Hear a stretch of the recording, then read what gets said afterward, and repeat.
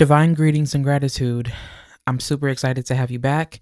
Thank you so much, Tribe, for coming on to another video. We're gonna do something different today because I wanted to present to you a slideshow and or a keynote actually that is me formally introducing the Saiyonan Temple of Ritual Devotion. And I know you're probably like, yo, like what happened? I thought that you were over at Magic of Eden, and that's exactly what I'm going to be getting into today. And there is a reason why we are now over here at the Saiyonan Temple of Ritual Devotion. And if you're new here, my name is Nuna. Welcome. I am the seer, the poet, the writer, and the witch of the Saiyonan archives, as well as the keeper and the founder of the Saiyonan Temple of Ritual Devotion. And I am known for merging the arts of poetry and magic to give my soul tribe a very unique and distinct set of offerings that helps them on their path of remembrance. That is what I'm here. That is what I'm about. My journey started over at Magic of Eden, and we're going to get into that later on in the slideshow. I'm also going to be pulling some other screens up as well. I have them up here in Safari, and we're just going to go ahead and get started with the slideshow first and foremost, okay? And let's go ahead and see what we have here. All right, so yes, welcome to the Saiyonan Temple of Ritual Devotion by Khai, Nuna, LOA, Sayana. The reason why I have that is because this is my spiritual name, and this is a way for me to, in a way, distinguish the all caps from the spiritual name as well as the Cassandra Turner name from my spiritual name. I do not go by Cassandra Turner. If you address me as that, I will more than likely either redirect you, and if I have to keep saying it over and over again, I will more than likely just ignore you, more than likely. And this is not to be rude. It's a way for me to set a boundary, okay? And anyway, yes, so I'm the founder, the seer, the poet, the writer, the witch, and I merge all of these, and I'm going to get more into that later on in the slideshow. So who was Nuna? Nuna LOA Sayana Makai is an American poet, seer, writer, and practitioner of sacred magic. She merges the arts of poetry and ritual to bring healing to herself and others, serving as a guide to others through her endless creativity and devotion. So essentially what I'm here to do is I'm here to take my creativity and weave it into a seamless stream or current of artistry, so that I can gift you again that unique essence to help you on your path of remembrance. Okay. Now, the reason why I say that I merge them is because to me, poetry is a form of magic. Writing is a form of magic. Writing is a way that I do set intention. Poetry is a way that I do set intention. And it's a way that I do manifest. It also allows me to explore more about myself in relation to the world, so that when I peer into the microcosmic aspect of my own life, into myself and my psyche and the subconscious, that subconscious to me is a gateway to the realm of the universe, or to the multidimensional realms of the universe, which means that ultimately it leads to you. Because you, me, the dog, the cat, the tree, the ground, the grass, we are all a part of this great macrocosm. And the best way that I know how to connect with that macrocosm is by going within the depths of myself. And by doing so, again, I do help to heal myself. And I then gift that as spiritual wisdom to others that can heal themselves, for who wants to receive those. Okay.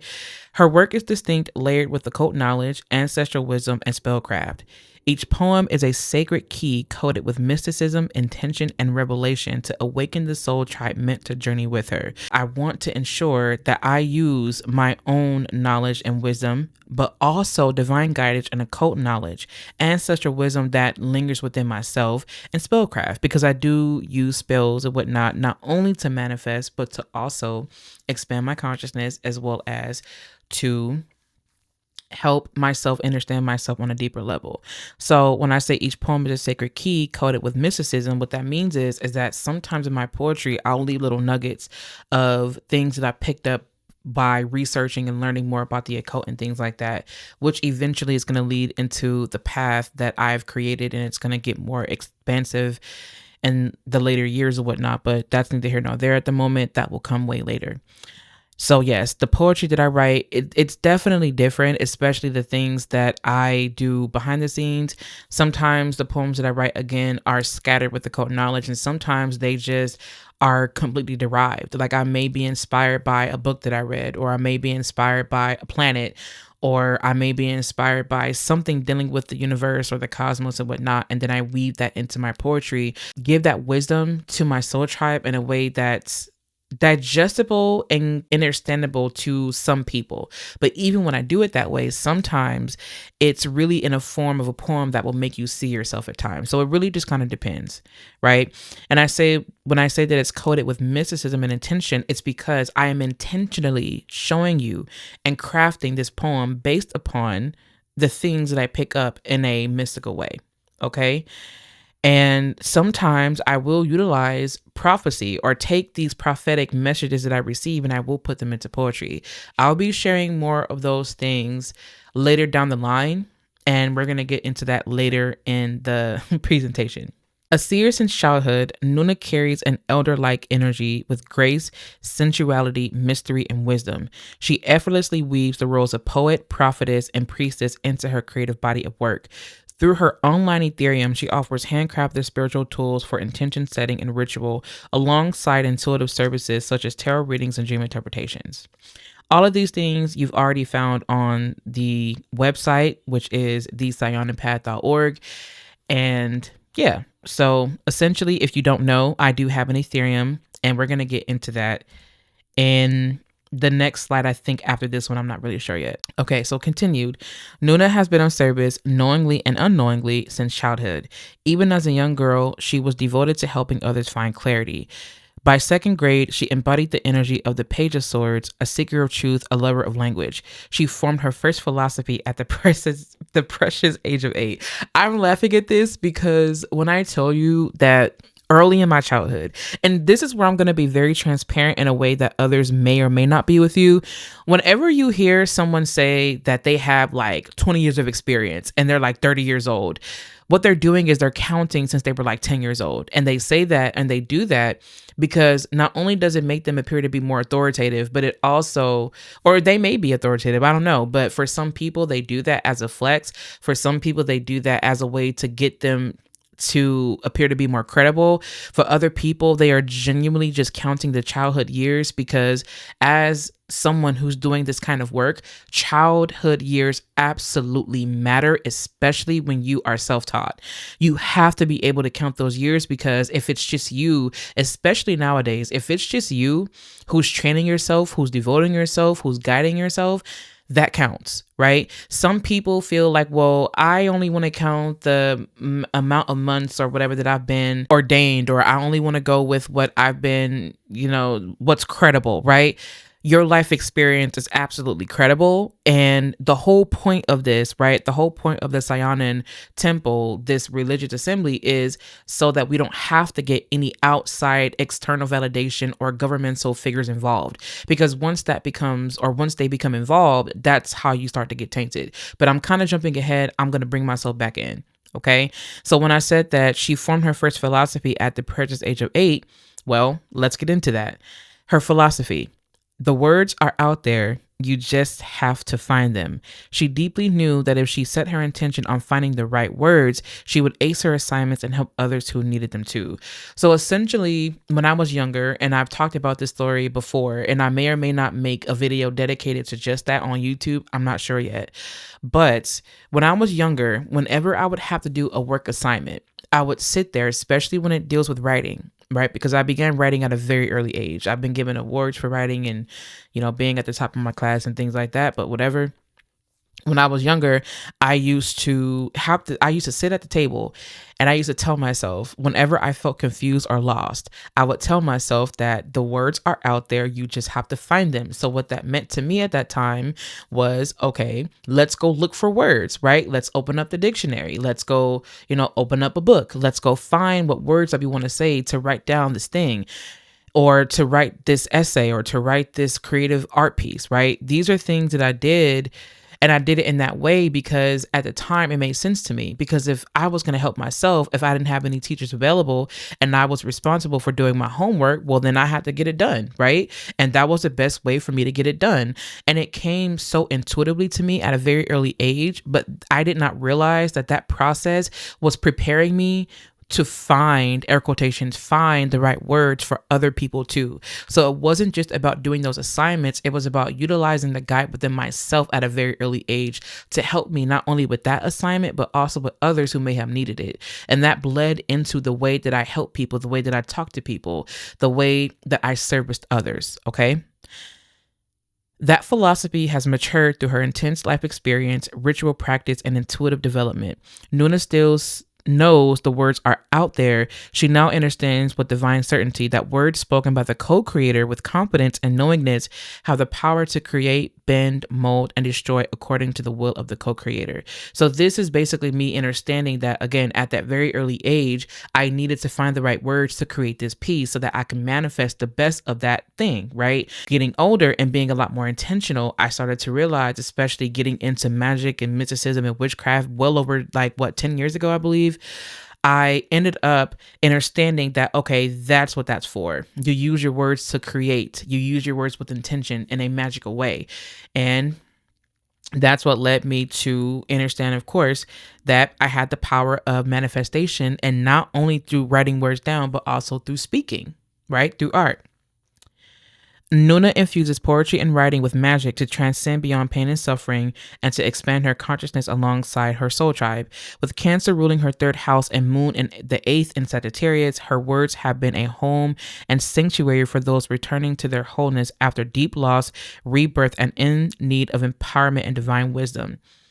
Whenever you have whoever rules your third house is essentially how you process information, what you learn, short distance travel, how you travel and things like that, but also the words that you speak immediately to the people in your community. It could be to your siblings and things like that, but it's really your thought processes and your ways of communication. The fact that Cancer rules my third house, Cancer is ruled by the Moon. And again, the Moon sits in the eighth house and the sign is Sagittarius for me. So usually dealing with the eighth house, you're dealing with themes of rebirth, sex, spiritual sex, and things of that nature. Of course, you're also dealing with taxes, debts owed, and things like that. But in this instance, it's deeply spiritual because with Sagittarius ruling that eighth house, it's very expansive. It's where you go deep within the subterranean layers, deep into the underworld, and you draw light and wisdom from that to help people along their journey. But the way that I speak that, or the way that I convey those messages, is in a way that holds you. At least I try to, right? So that's the reason why I put that there. On the uniqueness of Nuna's path and how it's meant to serve you, right? So each poem serves as either an invocation, evocation, or as the mirror that reflects what stirs within your abyss. When I tell you that sometimes these poems, when I write them, I'll be like, yo, where does that even come from? How are people going to receive this? And if you were on my Substack, then you know exactly what I'm talking about.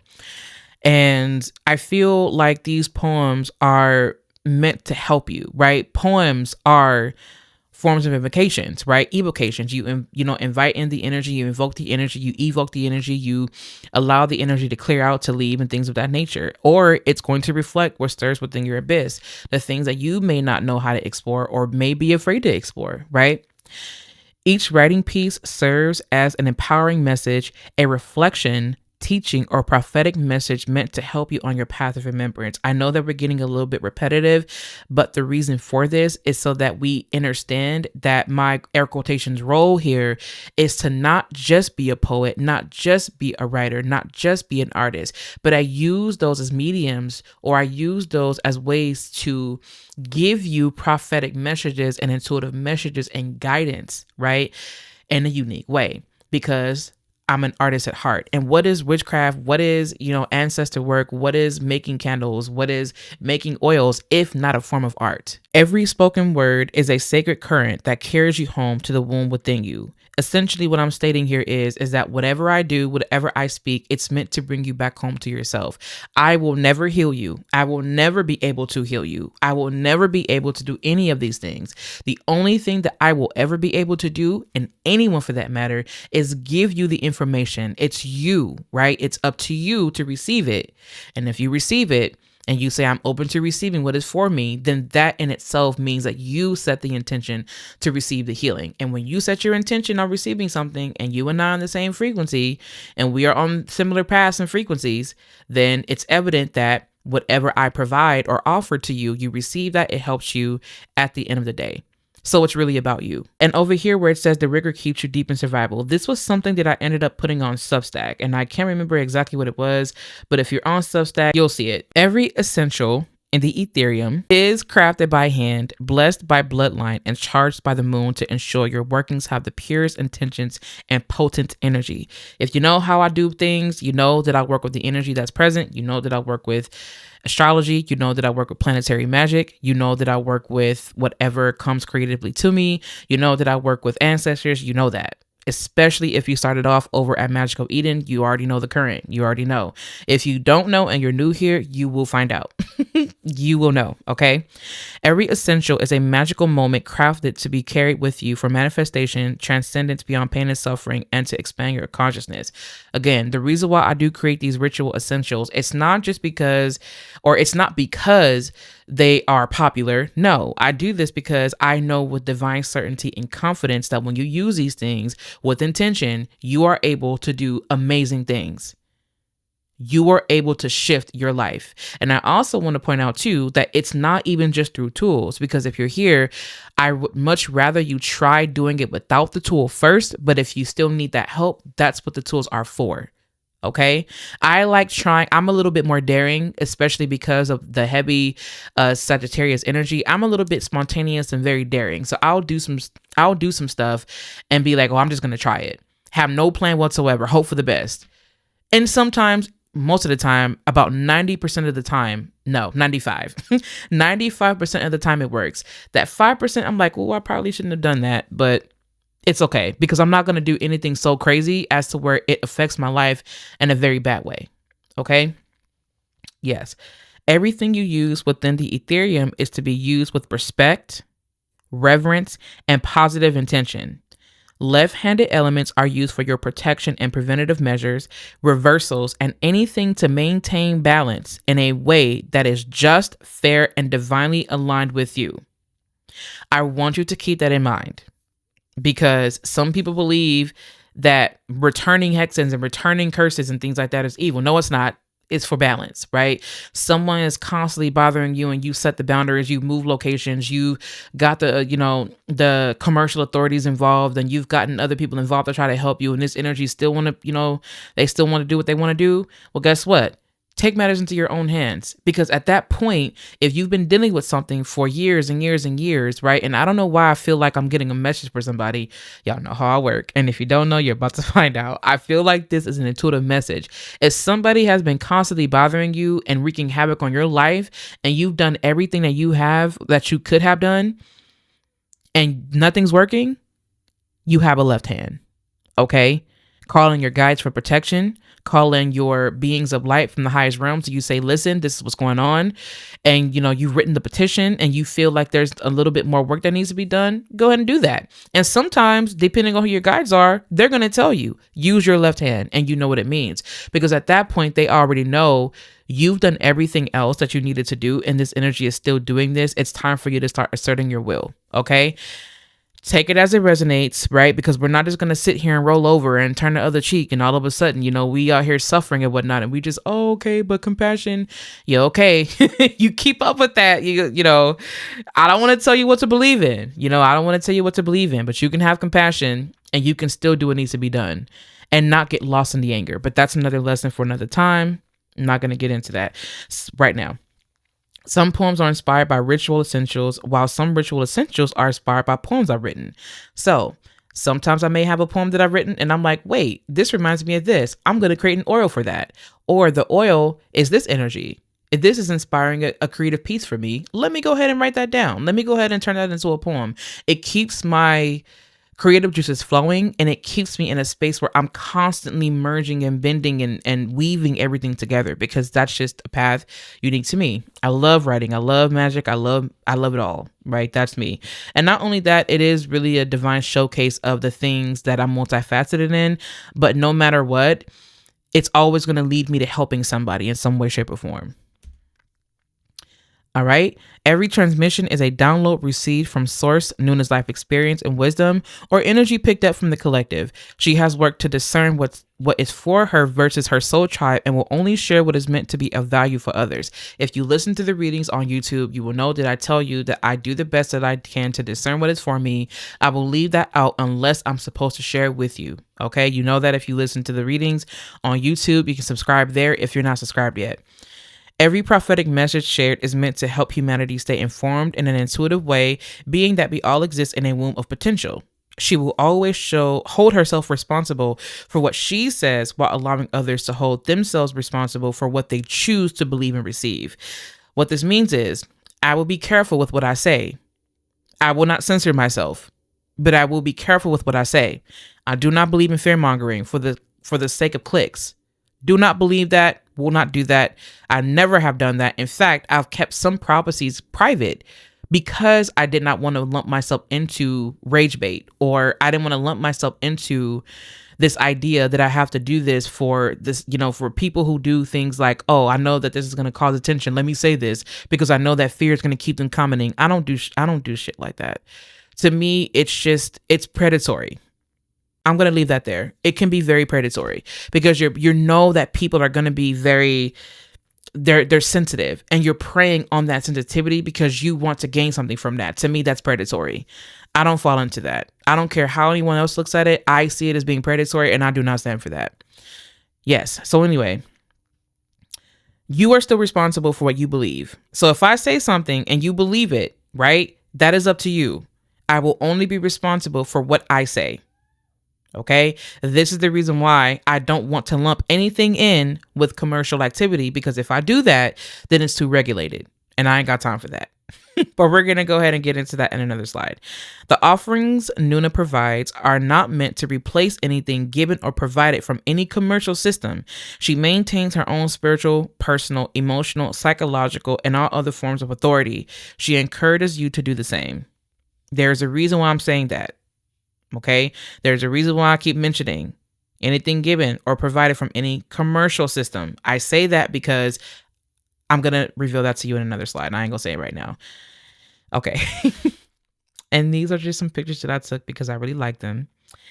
And yeah, if you look at the picture to the right, the upper right, you see that the black cloth with the gold snake, and it's also here as well with those leaf looking things at the bottom left.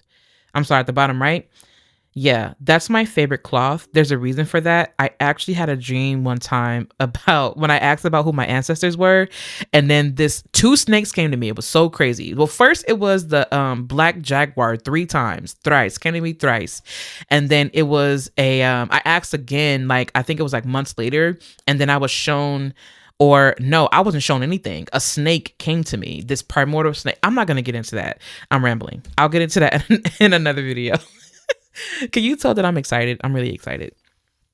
Okay, continued. Books that Nuna writes contain the living currents of spiritual experience expressed through creative complexity, prose, and descriptive writing. Teachings and testimonies are given in the form of written reflections, poetry, and storytelling, gifts passed down from her ancestors and developed and enhanced by her. Each book is a preserved moment of remembrance meant to help those who need spiritual guidance, reassurance, impartial self-reflection, and empowerment. Nuna's creations are never meant to make her appear to be superior or separate from the brays of humanity. They are reminders that by navigating the human experience, she is equipped with understanding to give more potent and valuable help to the Saiyonan collective while being a part of the great macrocosm. So the reason why I say this is because there are going to be books that I'm going to have that I'm going to give to the world, right? Global. We're talking global here. That's what I want to get into. If that's meant for me in this life, I shall receive that, and I will receive that because what is for me will not pass me by. Okay. There are going to be books that I will give specifically to the Saiyonan circle. And then there's going to be books that I do for the Saiyonan collective. When you're dealing with the Saiyonan collective, like YouTube and books and merchandise and things of that nature, that's more commercial. When I'm dealing with things in the private, when I'm working on behalf, well, not working, but when I'm on behalf or doing things in my priestess capacity, that's when you know that, okay, this is private. This will not be tainted by the world. This is for the religious aspect that is being kept outside of commercial activity. There's a reason why I'm saying that, and we're going to get into that. And this is why. So why the Saiyonan Temple of Ritual Devotion? According to 26 U.S. Code, Section 508C1A, subsections A and B shall not apply to A, churches, their integrated auxiliaries, and conventions or associations of churches. This means that we have the right to form a church or religious organization without notifying the secretary or any government as long as we are not applying for recognition as a 501c3 organization. 501c3 status puts your religious organization in a controlled status, which means your religious speech and activity is monitored and controlled by the secretary. This means that our 508c1a organization is exempt from regulations for entities acknowledged as a 501c3 and can be kept private and be open to the public if it is a part of our religious practice. This helps us to maintain all rights of the Constitution for the United States of America applicable to our religious assembly. It is unlawful and illegal for anyone to infringe or punish you for your religious beliefs and sacred practices as long as you are not mixing your religion with the commercial world or harming anyone. There is the reason why. This is the reason, because when you're operating from a 501c3, what they're saying is that, well, if you say this, this goes against what we want you to say. So you can't do that. We'll shut you down, maybe hold you personally liable or accountable because, they got to go after somebody. Anything that I tell you is meant to help you. And in order to help you, I have to make sure that I'm doing things in a way that helps keep us protected, because there may be things that I'm going to tell you that they will not agree with, because they know that it's going to help you. So to keep them out of our business and to keep them out of my business, which is not business, to keep them out of my religious beliefs and my religious ways of doing things, we keep it private. And we do a 508, because at that point, we don't even have to set it up where, you let them know, right? You keep that stuff private. Whenever you get an EIN, that's essentially where you're doing it for banking purposes to receive donations, and people do it, churches do it all the time.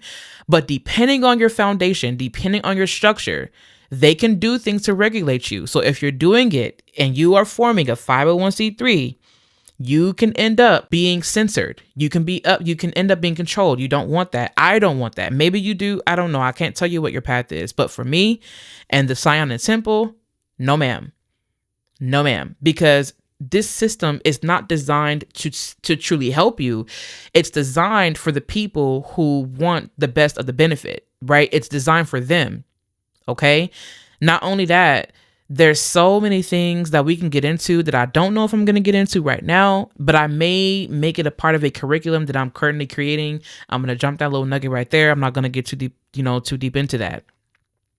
But essentially, the reason why I'm doing this is because I want us to maintain all rights that we have, inalienable rights. This is the reason why I do so much ancestor work. This is the reason why it's imperative for you to do ancestor work. Because if you think about colonization, all this shit did, or what it was designed to do, was to keep you limited, to keep you suppressed, to keep us suppressed. And the best way that we can liberate ourselves from these matrices, because there are several matrices, right? It's not just this one matrix. There's several different types: financial, emotional, spiritual, right? Economical. Like, there's so many different types of matrices out here. And my goal is to help the collective not escape the matrix, because anytime you escape something, there's a chance to get caught again. I want to help free us from the matrices as best as I can. And the only way that I can do that is by continuing with this work. Okay. Continuing with the ministry, continuing with my work, my creative endeavors. I feel like the reason why all this is important is because according to their laws, according to what they have here, you see over here on the left, you have the 26 U.S. Code, and you also have where it says here, subsections A and B shall not apply to. Okay. And this is a mandatory exception. It's mandatory. It's not one of those things where it's, I'm thinking about it. I'm not sure. Maybe not. No, it's mandatory. Okay. That is an exception. Churches, there are integrated auxiliaries and conventions or associations of churches, and then everything else. It does not apply. So no, we are not a 501c3. I am a 508c1a. Private, retained all rights, retained everything that is religious mine, right? And ours, I want to say, so that it keeps them out of our stuff. It keeps the spiritual without it being tainted, regulated, and controlled or shut down. There's a reason for that. Continue, we the people. According to the First Amendment for the Constitution of the United States of America, Bill of Rights, Article the 3rd, Amendment 1. Congress shall make no law respecting an establishment of religion or prohibiting the free exercise thereof or abridging the freedom of speech or of the press or the right of the people peaceably to assemble and to petition the government for a redress of grievances. So what is all this saying? Essentially, we have the right of worship. We have the right of spiritual beliefs. We have a right to form and maintain and spread the message of our religion if it's a part of our beliefs, right? We can say what we're going to say because that's what we have. We have inalienable rights, right? Not privileges. We have inalienable rights, okay? And we will assert those. We have the right to challenge jurisdiction, government, and any person who assumes control or expresses its discontent for what we believe. We have the right to challenge and hold accountable all those who attempt or plan to punish us for our religious beliefs in a way that is lawfully and spiritually unsound. If people or anyone, any government official, I don't care who it is, it could be a policy enforcer, aka police. It could be them. It could be a judge. I don't give a damn. If you are infringing on my religious beliefs and if you're infringing on my rights, right? My inalienable rights, I will challenge you.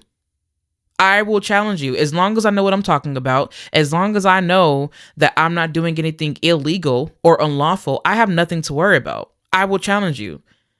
I'm not saying that because I want to gloat myself. No, I'm saying that because from experience, I have had to challenge people and I have been okay after doing so. It does not mean that I did not have to work to do that. It did not mean that I did not study. It meant that I studied. It meant that I sat with myself. It meant that I prayed. It meant that I consulted the divine. It meant that I consulted my ancestors. It meant that I read books. It meant that I read laws. It meant that I put the work in to be able to assert myself in my full authority. And I say that with conviction because I've been there and I have seen it. Okay? I will not come publicly and share that on this space because this is, I'm putting this video on YouTube. All right. But what I will say is that there are moments where you have to assert yourself and they play this big game of bully. If they, these things they make up out of, I swear, I feel like they make this stuff up out of thin air. All this stuff is an illusion. And just the other day I had a download and it was, pierced through the illusion. And one way that you pierce through the illusion is by remembering that you have the authority over your life. They cannot tell you what to do unless you let them. Okay. That's why. And so I formed this religious assembly because truly not only is it going to help to sustain me for the time being as I complete the, my duties and whatnot, but eventually it's going to expand and grow to where it can serve a wider range in a way, in specific ways. I'll get into that later. Okay. So yes, our beliefs or choice of religion cannot be infringed upon by any government or entity, nor do we require permission from anyone to form any religion or spread any messages according to these beliefs. As long as you have things that are sound, that are lawful, right? That you're not going out saying, well, it's a part of my religion to go hurt this person. You know what? If anyone does that, may the universe work its best magic on that. Because if this is how people are, they get away with things, right? They try to at least. Oh, I'm hurting in the name of the law or in the name of God, right? And that's how they, probably did it back in the day. That's how they were doing it, actually. Not probably, they were doing it like that in the back in the day.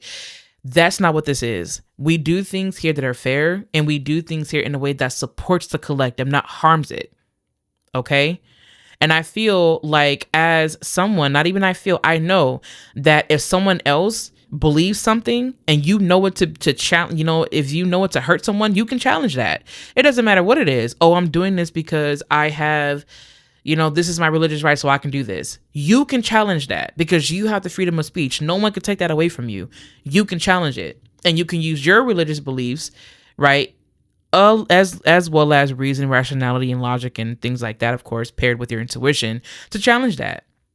Because if you're doing so, if you're here, it's because you want to maintain love, peace, harmony, balance, fairness in the world. And you want to encourage that, foster that, to help humanity remember itself. The Saiyonan Temple of Ritual Devotion is a sovereign ecclesiastical body devoted to the restoration of sacred balance, ancestral wisdom, and divine feminine leadership. Rooted in the traditions of Aboriginal American spirituality, ancestral, ancient, and modern magic, and the timeless mysteries of creation, the sanctuary exists to serve those who are called to remember, rise, and reclaim their spiritual power.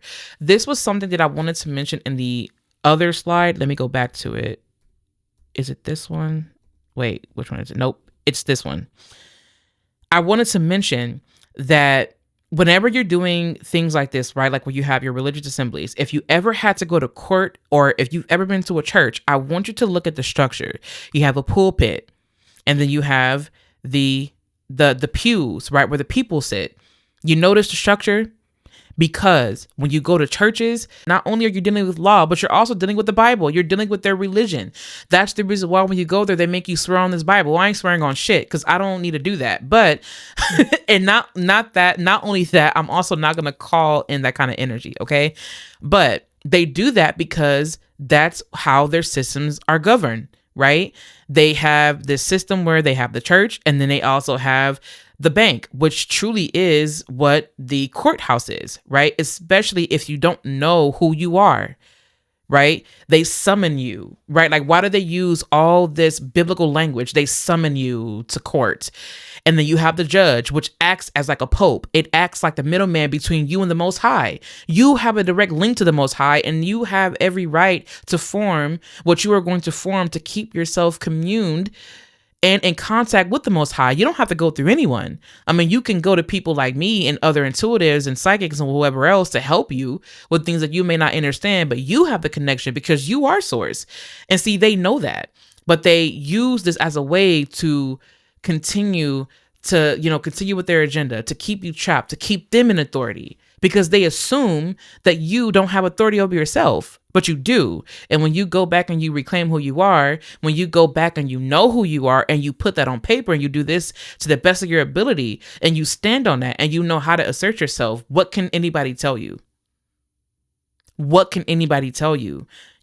No one can tell you anything when you know yourself. Not a government entity, not a police officer, not a doctor, not a lawyer, not anybody. Nobody can tell you who you are but you.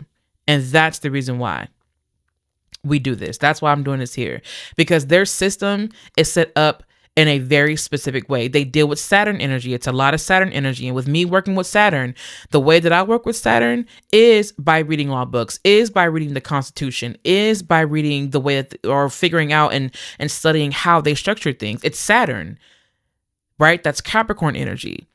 But see, the Jupiterian energy, the Sagittarian energy says, well, let's make this more benevolent.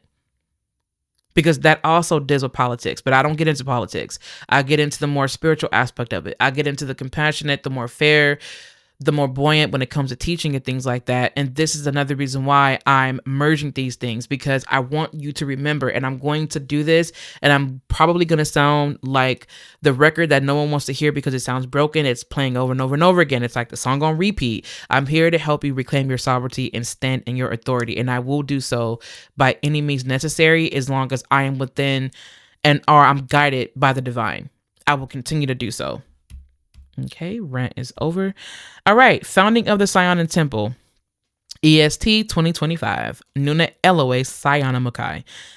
Again, of course, this is just me kind of telling you, what I'm about. Nuna is a seer, poet, writer, witch, devoted mentor, and spiritual advisor. She founded the Saiyonan Temple of Ritual Devotion in 2025. With more than 15 years of lived intuitive experience, dream work, spiritual study, and advisory support, her journey began in childhood and has deepened into priestesshood and leadership within her sacred path.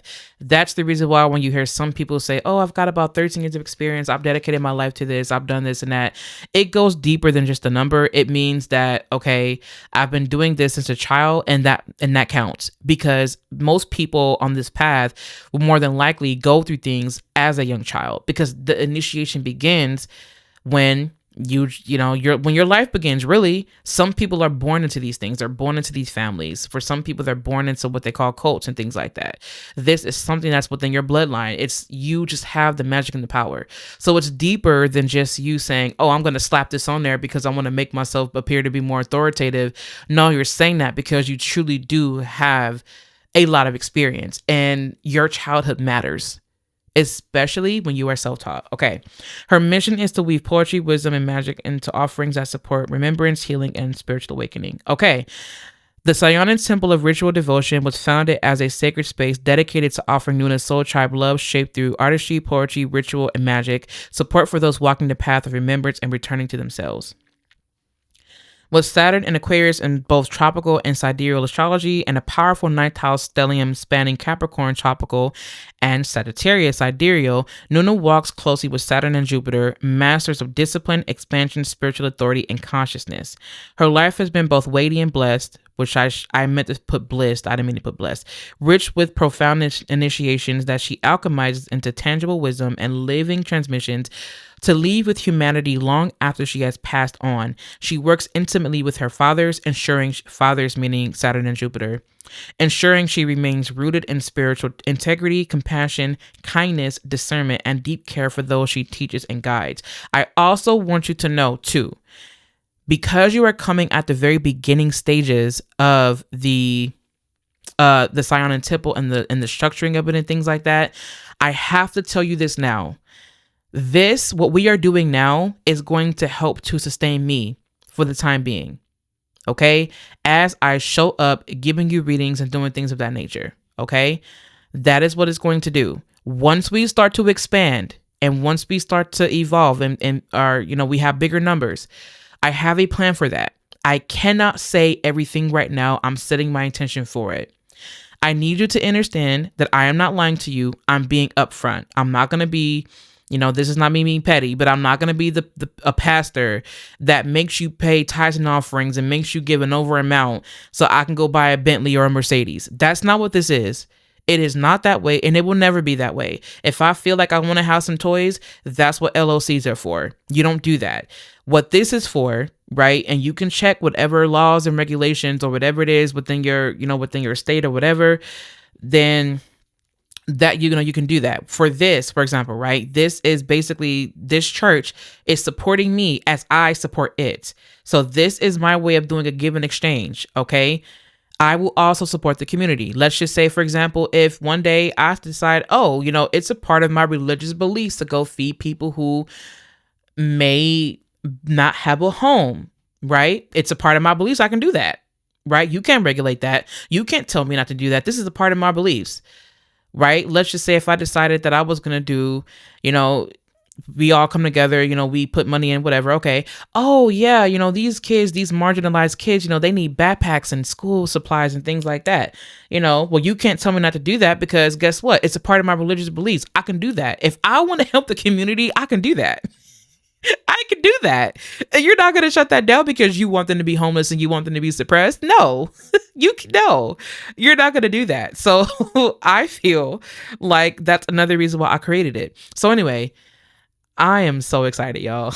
If you cannot tell, I'm excited. I'm fired up. I'm pumped because I have so many things that I just want to give humanity. It's crazy, like the amount of things that I just want to do. Oh man. Anyway, so yes, at the very beginning, no, it is going to help to sustain me. So when you are receiving your offerings, right?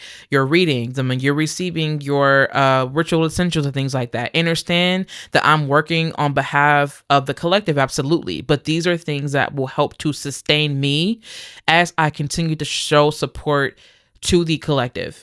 Okay?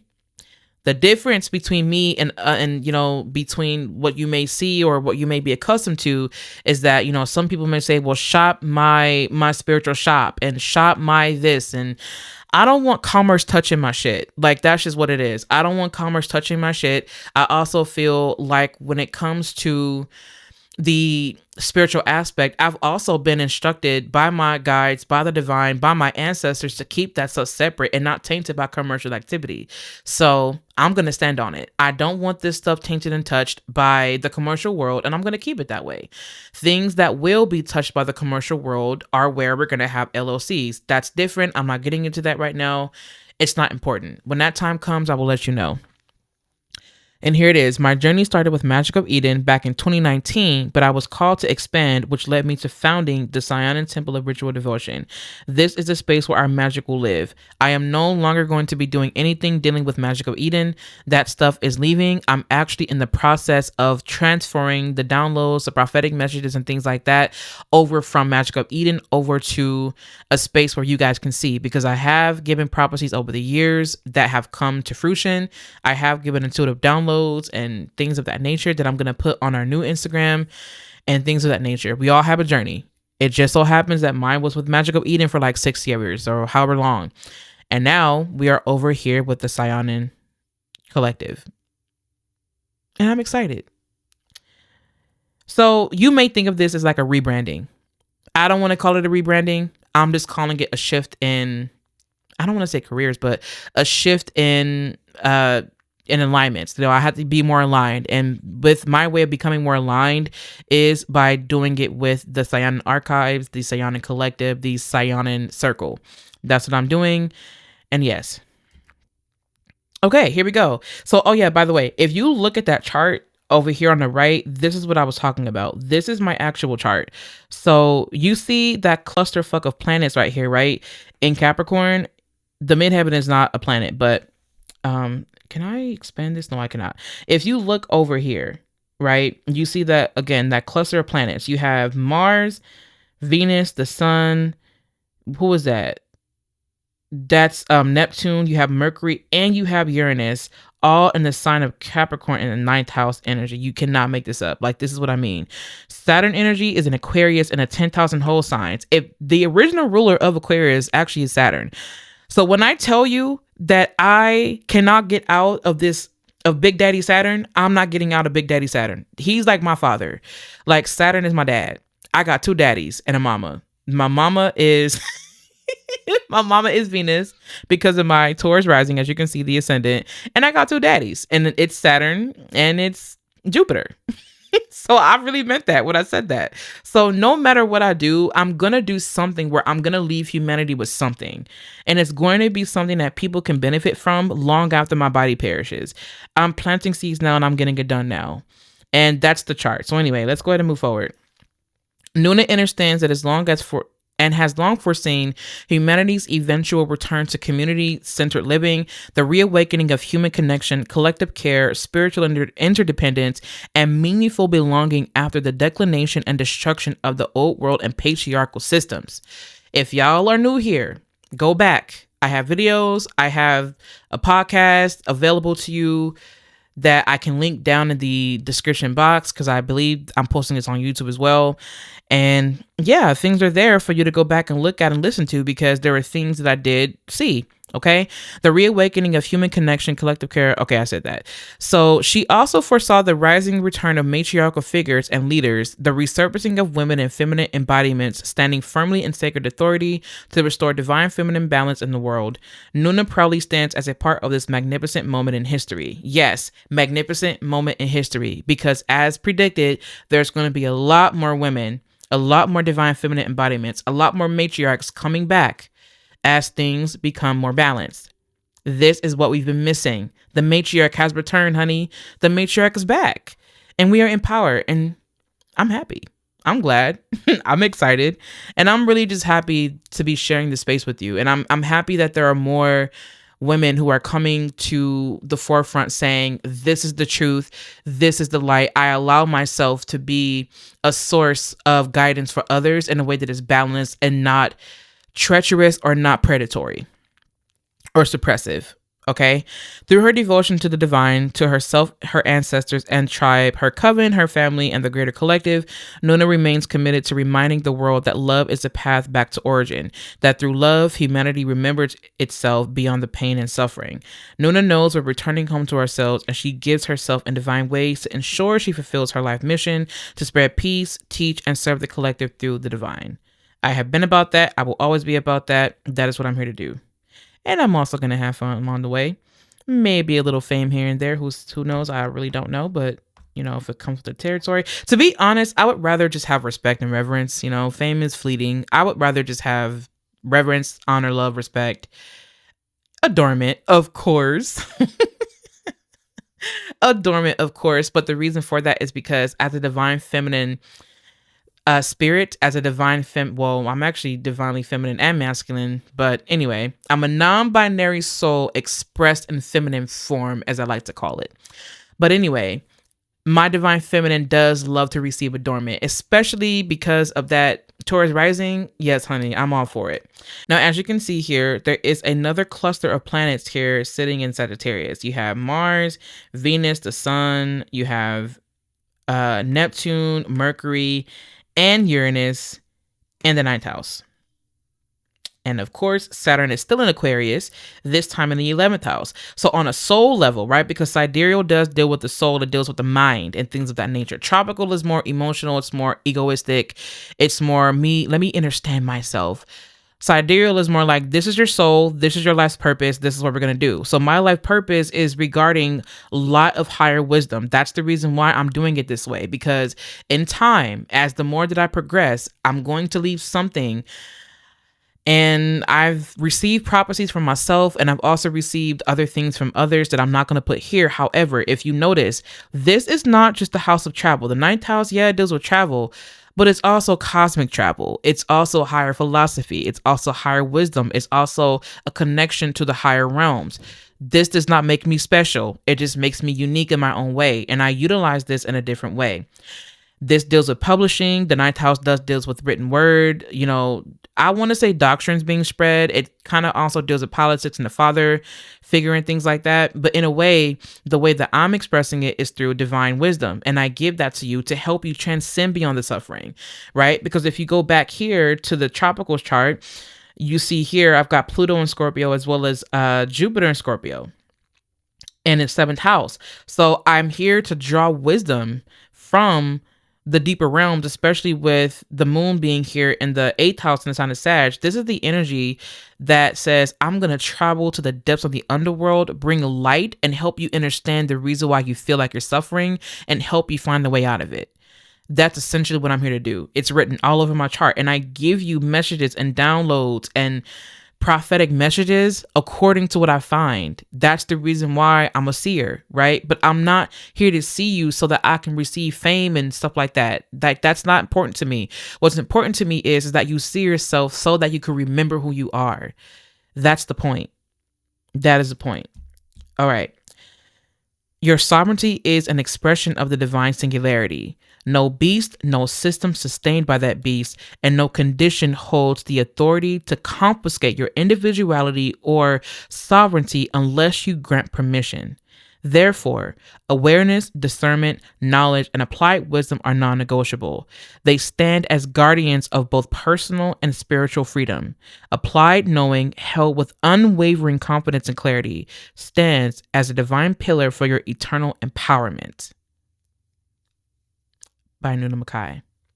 Came up with that yesterday, sat with it for a little bit, seen how it made me feel, and I was like, you know what? Yep, we're going to go with that because it feels right. So things like this come when I feel not inspired, but they come when I'm actively working and things of that nature, because I feel like my work is not just structural.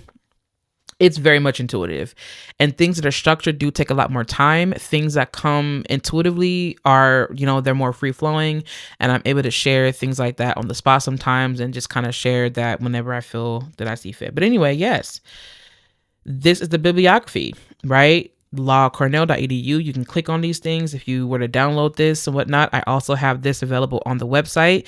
You can also go, as you can see here, astro.com horoscope is where I do the astrology charts. You have the Acrobat Adobe. This is basically where you can find information on the Constitution for the United States of America.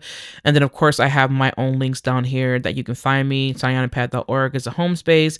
The Saiyonan Etherium is essentially where the Etherium is, where you reserve your things. And then about me, basically you just click on that link about Nuna. And then the Saiyonan lawful public notice. This is essentially where if anyone is watching me that is a part of any type of government system and whatnot, please understand that you are put on public notice, and that if you do anything to try and shut me down and anything like that, please do know that I know my rights, and please do know that you do not have permission to do anything that is illegal or unlawful. Okay, you do not have authority over me. I have authority over myself. The only one that has quote unquote authority over me is the Most High, and I am a part of that Most High. You are a part of a government system. Leave me alone. Okay, so yes, that's essentially what we have, and that is the end of our slideshow. Wow, we made it through. At first, I thought this was going to be one of those things where I like messed it all up, but apparently not, and I'm super excited about that. I'm really, really happy. So yes, welcome home. This is our website. We're going to go ahead and refresh that because I want you to see the picture. And if you heard that, that was my alarm because it's time to go. And yes, so you can join the circle here by clicking your email. And that's for you to receive updates and things like that. And then, of course, we have here, welcome home. My pretty picture, And yep, this is the website and I'm loving it. I'm thinking about changing the aesthetic though. I'm not sure. We'll see. I like the aesthetic, but I'm thinking about changing it. That way it just makes it look like, I don't know, I guess like different. Anyway, it is different, but I want to make sure that everything that you see is just, I want to make it more cosmic, if that makes sense. I don't know. But anyways, yes, this is the website. Books that I had that I'm probably going to unpublish and republish. We'll see. And then work with me. And then, of course, and then you have Saiyonan guidance here. You got to be signed in to see that. And we have the Substack, which I already have available here. And then, of course, I got 5 subscribers, y'all. I'm so happy. I just started growing this Substack. So, if y'all want to make fun of me, understand that. I don't want to give anyone's information out. But anyway, so yes, this is Substack and whatnot. And let me see if I can go to my reads. Oh, I don't have it. Posts. Oh, there we go. So my post. And this is what I mean when I say that we do like poems and things like that. Like, exactly. Like, these are poems that I want to, perform one day. I'm getting there, y'all. I'm getting there and I'm so excited. So thank you so much for listening and coming on to this space. And thank you so much for supporting me as I support you. I'm going to be working on a lot more things to give to you. And I'm going to be working on a lot more things to help the collective. Yeah, if you need anything from me, you know exactly where to find me. Thank you for tuning in and for listening. I'll make sure to have this slideshow available for you on the website and in any other space that is welcome. And yes, I love you. Take care, and I'll catch you in the next video.